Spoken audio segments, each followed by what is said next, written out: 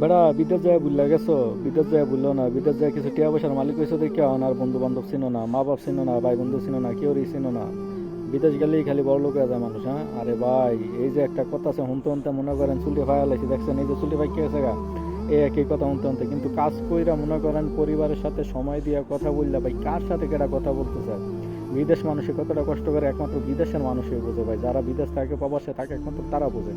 আমরা যারা দেশে থাকি যারা আছেন দেখেন তারা কিন্তু প্রবাসীদেরকে নিয়ে অনেক ধরনের কথা বলেন, প্রবাসী বন্ধুরা প্রবাসে যায় ভুলা যায় বা নানান ধরনের কথা ভাই কেউই বলেন। আসলে সম্পর্কটা সবসময় প্রবাসীরা বজায় রাখার চেষ্টা করে, কিন্তু কাজের কারণে হয়তো ব্যস্ততার কারণে ভাই কারোর সাথে ওইভাবে যোগাযোগ করতে পারে না।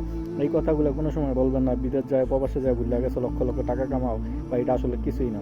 প্রত্যেকটা প্রবাসী চায় সবার বন্ধুদের সাথে সবার বাড়ির সাথে যোগাযোগ রাখার লেগে, কিন্তু পারে না হয়তো ব্যস্ততার কারণে বা অনেক সময় অনেক ধরনের সমস্যার কারণে। তাই যদি ভিডিওটা ভালো লাগে ভাই শেয়ার করে দিবেন, আর প্রবাসীদেরকে একটু ভালোবাসা দিবেন। ভালো থাকবেন।